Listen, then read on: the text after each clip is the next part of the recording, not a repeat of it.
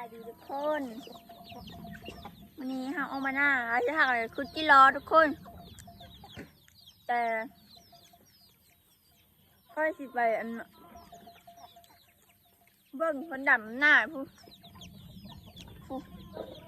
จุคนดำหน้าทุกคนอากาศซื้อมาซิลี่เอามาเพิ่มสัมมาเล็กทุกคนมาซาลี่ข้าวโพดนะทุกคนเอามาเพิ่มเด็กน้อยมื้อทานกับมื้อทั้งสองถุงนี่แหละผู้ใหญ่เนี่ยบอกกินกับญาติเด็กน้อยกินกับพ่อและสิเอาไปเพิ่มค่ะทุกคนกินส้มกันทุกคนเด็กทุกคนไม่ได้กินส้ม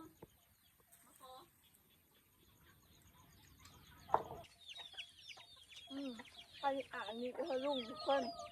อันเพื่อเราไปกินกับข้าวอันข้าวซีมีลงไปแล้วเพื่อเขาทุกคนข้าวซีไปดำหน้าทีย่างเขาเคิร์ดำหน้าไปก็ไม่ทุ่มหน้าฮะ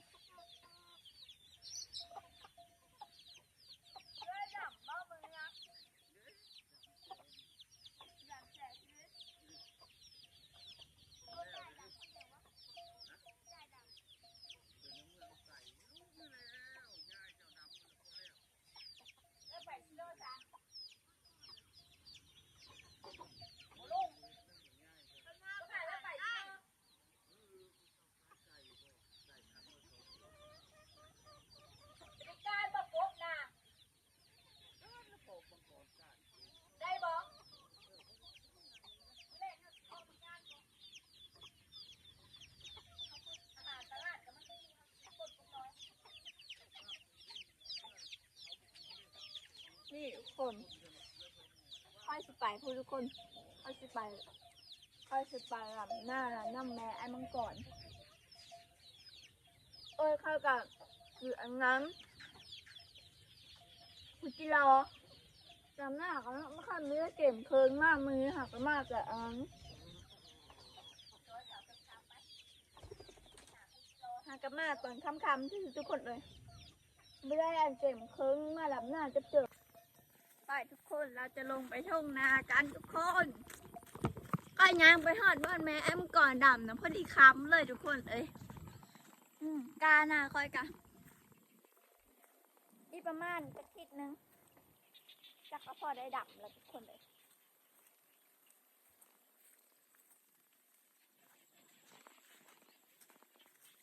เมื่อวานนี้น้ำห้วยหลายทุกคนน้ำฝนตกแล้วก็น้ำมา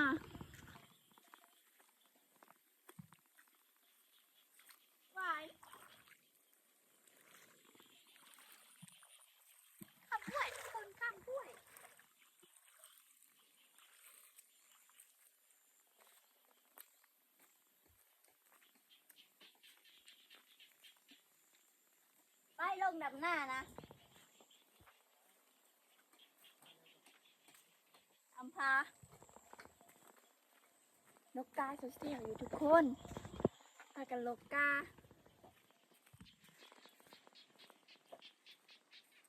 จะเบิร์นนกกาทุกคนเสียวอยู่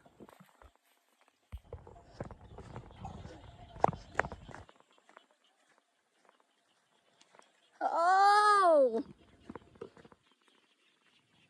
ทางนี้ก็ค่อยแล้วนะผู้ทางนั้นก็ค่อย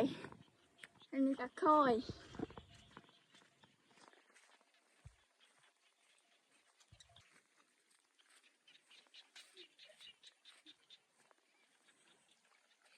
โลกาแซวอยู่เอ้าจ้ะรับจ้างบ่ได้จังมัดแล้วตุ๊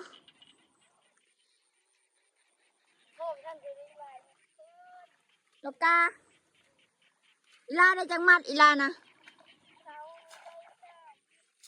ตอนแรกดิในเกาได้อันสาวมัดกับเธอเลย60,000บ่ไอ้น่ะได้21มัดตัวนี้ท่านได้ลายเอาจาก10 มัดเด้อตอนแรก10 มัดพอดีเป็น90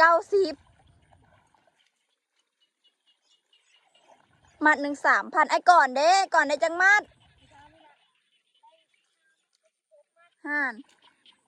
ได้เท่าเลยไอ้ก่อน16 มัดนะ 36เท่าเลย10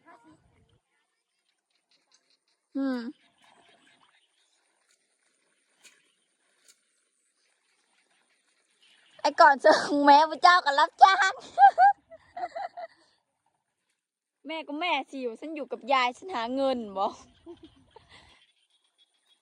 สะน้อยได้จักมัดสะน้อย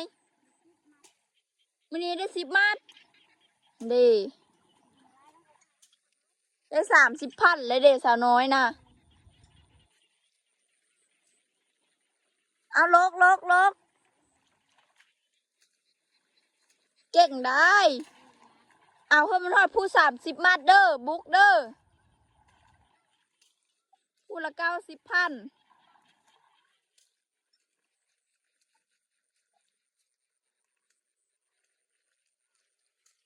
นะไปเบิ่งทางนั้นทุกคนไปดำหน้าก่อนไปดำหน้าซอยฮะไปดำหน้าก่อนบอดได้ลกในเลิกคนงานแม่มุมก็มีเลยฮักพี่เลิก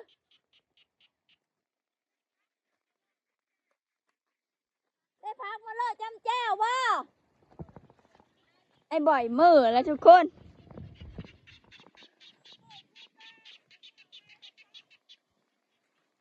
นี่กระดำส่งเมลูดำหน้าบ่มีเงินจ้างทุกคนเอามือนึงกระ150,000ละก็เลยลุยเองเลยส่งเมลูอีนางดำเป็นอยู่บ่ดำเป็นอยู่ ได้แต่อายอ่ะนั่นกะมาดำซอยอยู่เด้นี่เด้มาเมื่อวานนี่เจ็บบ่หดโอ้เจ็บอะไรได้เฮานะบ่กิบเจ็บโยมันมืดก้อนวานนี่กะมื้อนี้เราถางกันมาเราไม่ได้มีฮอดเคิงเฮานะมาแต่บ้านเพิ่นเลยอันเพิ่นมาเฮ็ดกระทงเฮ็ดเลินอยู่เพิ่นละซอยเขาของให้มาดำซอยบ่ ดำซอยเอาแห้งอีนางนี่นะเพื่ออีนางไปดำซอยแม่แต่ว่าหน้า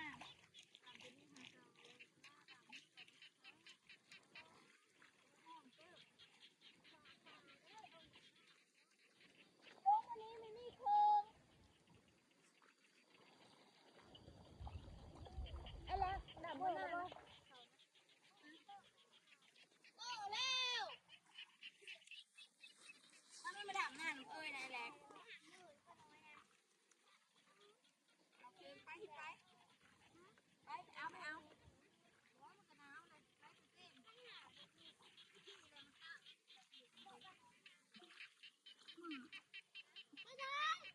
พี่เลอะอันนั้นกระโดดอันนี้นะมุ่งเพราะแถวนี้นะมีได้อันนั้นเลยมีได้ไถ่เลยป้าน้อยท่าอยู่ไปท่าบักแลกแกเด้อไปท่าอยู่หน้าเอาพุ่น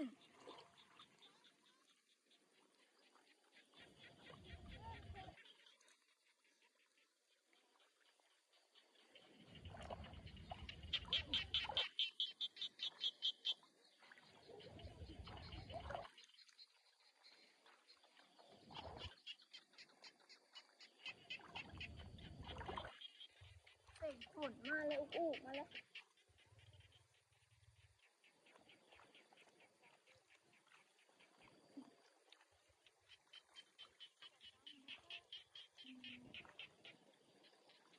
นอนม้วนไปแล้วเมื่อคืนนี้นะ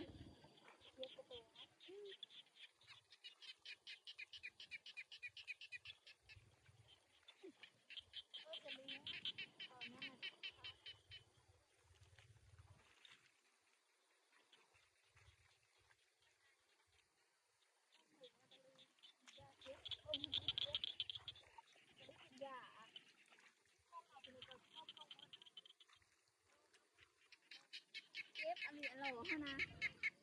เดี๋ยวนี้ก็เจ็บอยู่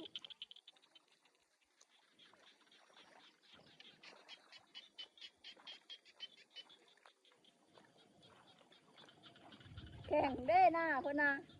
ว่านั่งขาดอยู่บอก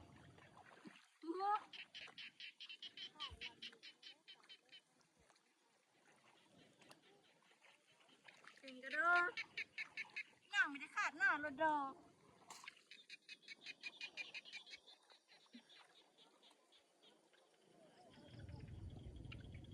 ทำแล้วทุกคนรู้เลย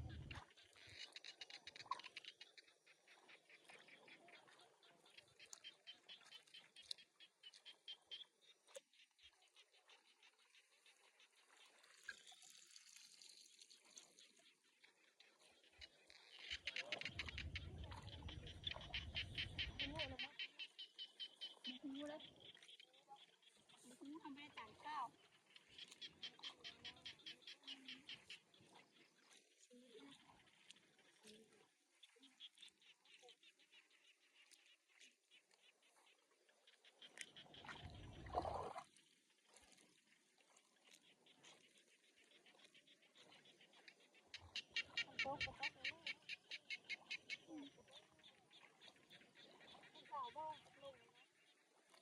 จากนั้นเลยยังบ่ให้มันจะ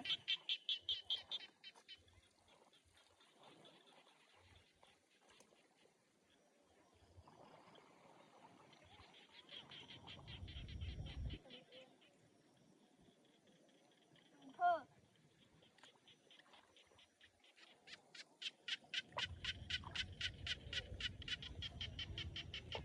นางจะได้เวะแล้วนางดำหน้าซะแม่ก็ได้เลย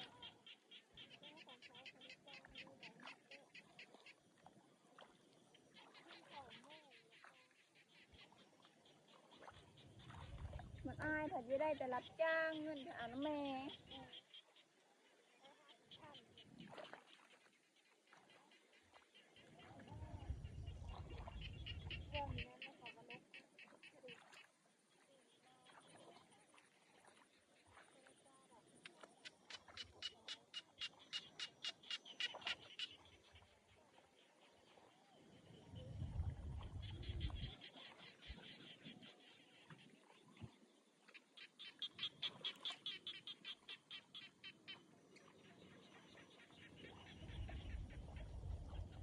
ฝนมาแล้วคนฝนตกแล้วเขาจะได้ขึ้นแล้ว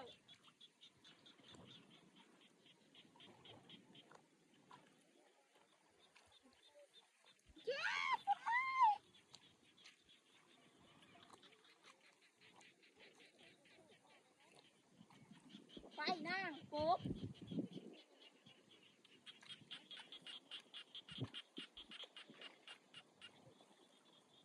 ฝนตกฝนต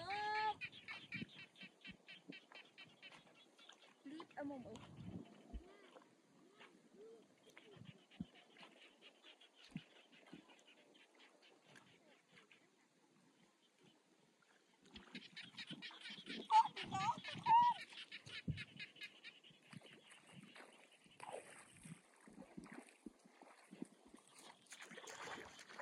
ล้างนี่ละสิ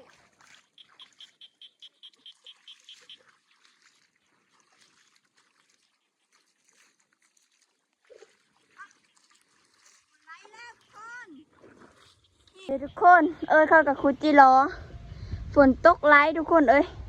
ขึ้นมาละนั่งก็ขึ้นแล้วนะแม่ล้างกระตูนนะล้างแล้วอาบมินิเลยบ่น้ำนะเดี๋ยวนางลงอาบน้ำลอยเลยลอยละเด้อนะบรรยากาศฝนตกทุกคน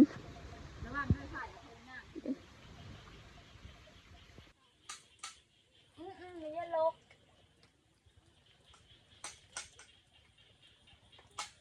ปลาขาวมารับจ้างด้วยซะตัวประคำแรกจะไปรับจ้างน้องเขาค่ะ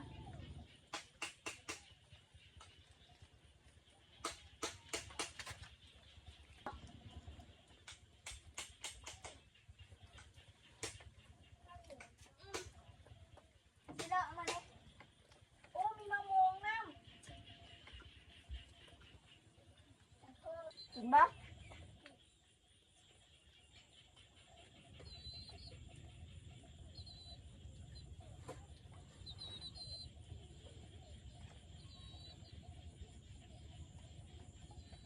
พี่นางก็ย่ามารับจ้างในเจ้าของคือมังกร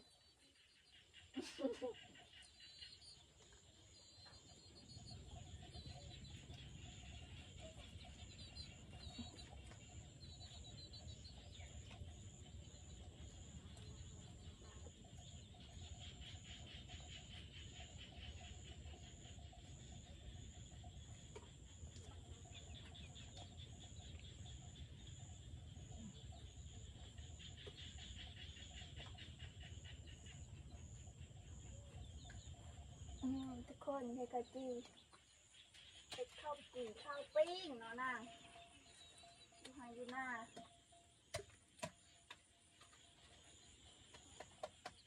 บรรยากาศมันได้มากเลย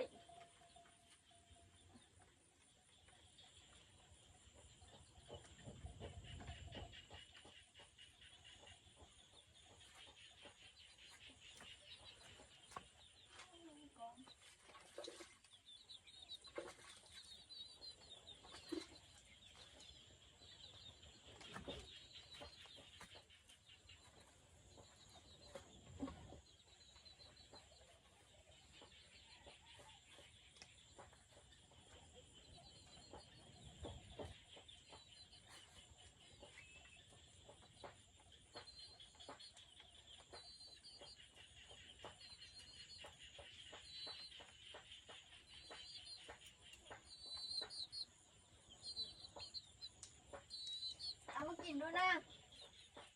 ต้มน้ำแล้วมากินพี่นา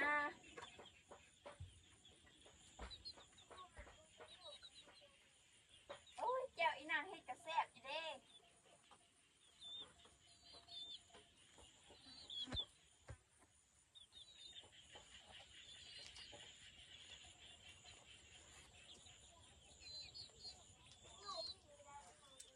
อีนางแปลงโลด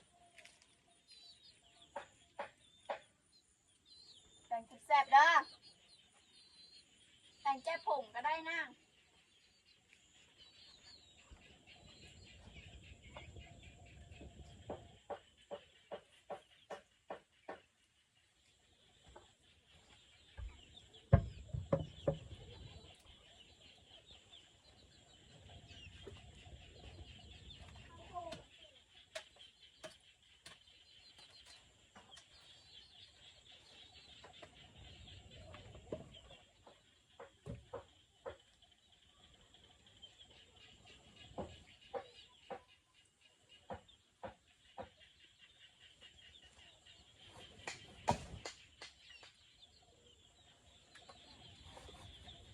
เฮียมนะ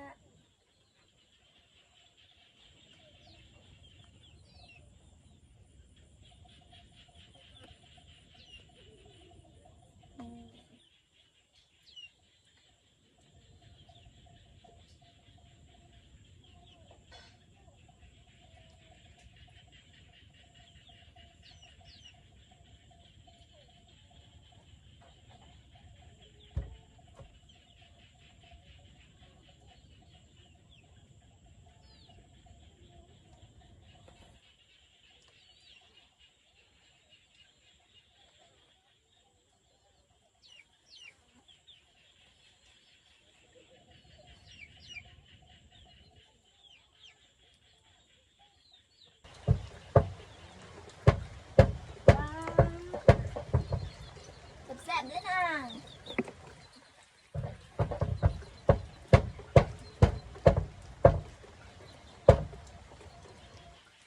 ฝนตกแห้งเองแล้วทุกคนมันแห้งมันกินน้ำเขาเลยอึ๊บโคนฝนตกโคตรแห้งเลย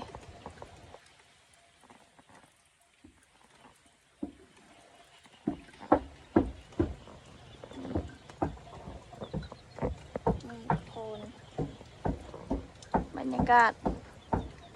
เหมาะขนาด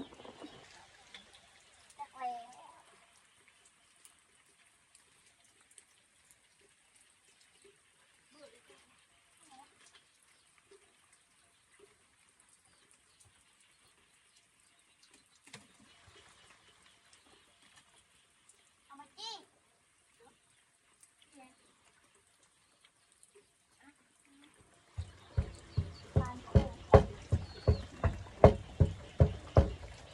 จี้หอยนี่ทุกคน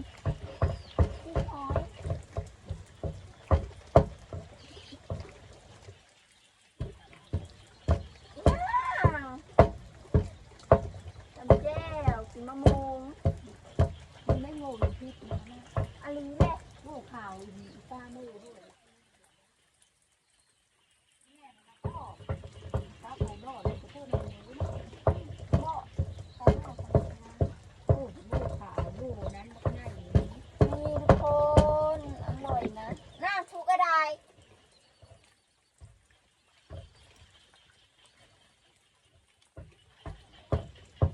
เยอะนะก็ไฟก็ร่นหมดเลย ต้องกระทะเอานี่นะ หมดบ่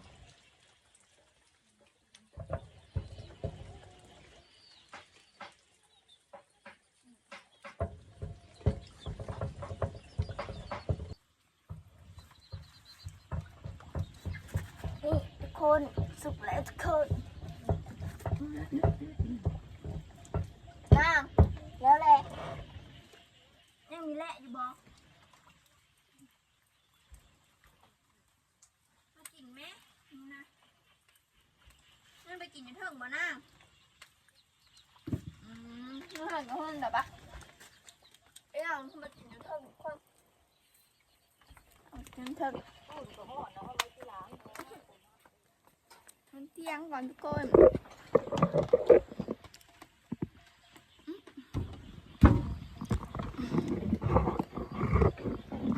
เก่งหน้าน้อย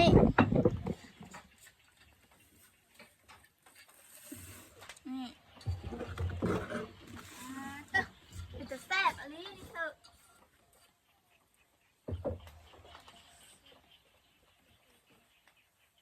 กินนะอ่ะนี่นี่ดิ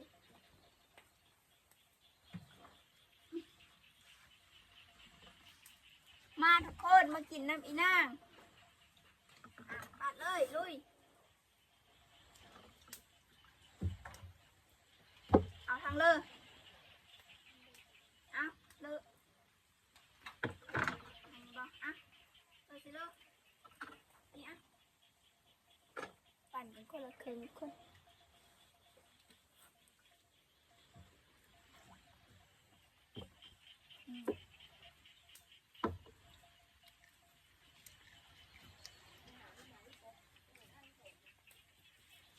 เชื่อ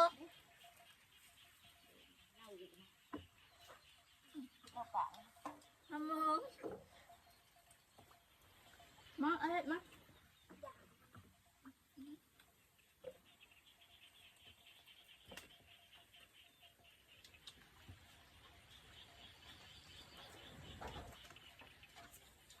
เลาะเออมันเลาะ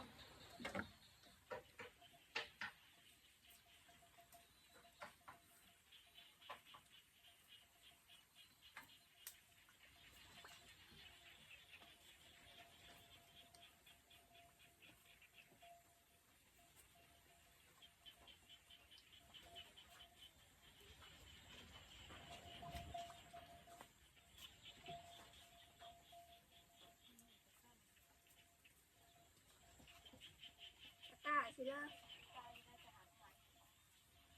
เห็นบ่นางกระต่าย กล้าที่มีหน้าเสือ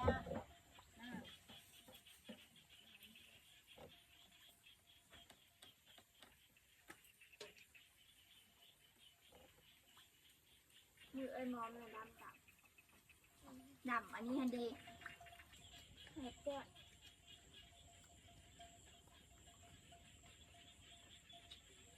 หวานนี่เด้อหนึ่งมาซื้อกันเลย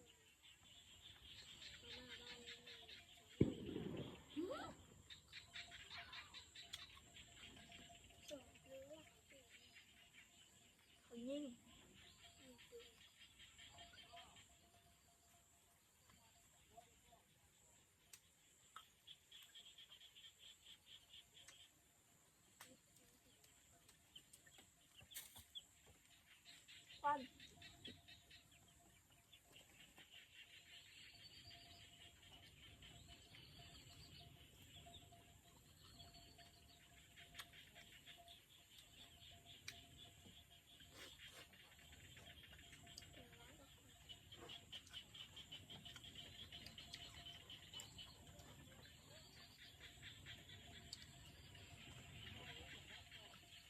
ดจอกเลยเนาะ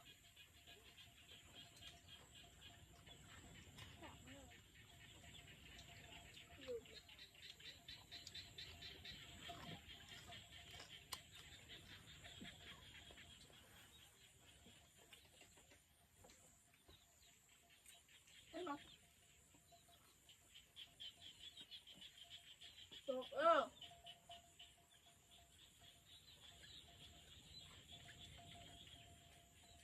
มีของคนใหญ่ป่ะท่านนะ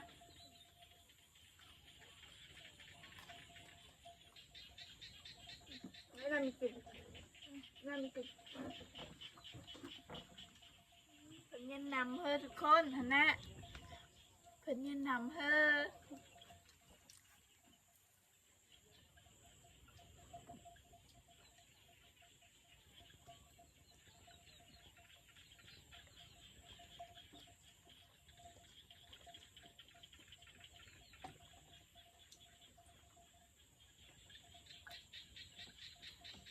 ยาหน่อยไหมจะได้ห้อง30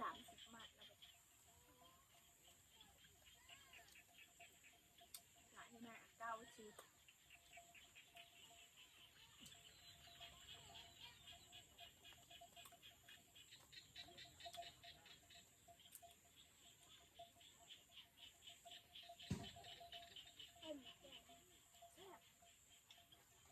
ไปทุกคนตอนนี้เรากินส้มอิ่มแล้วทุกคน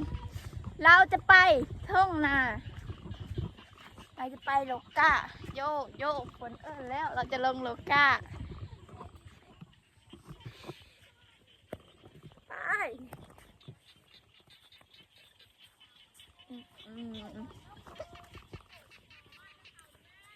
เผ็ดเอาขึ้นแล้ว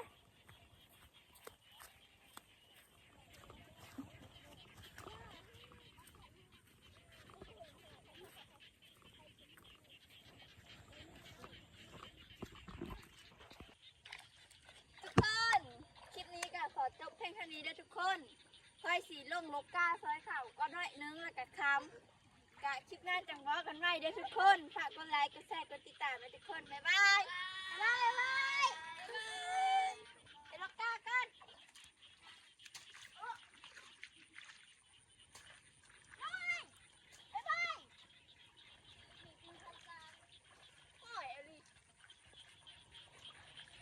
ป้าตะเวนนะงามอะไรคำแล้วทุกคนเอ้ยจังไรก็พักกันมือเฮินมือหั่งเลยบ๊ายบาย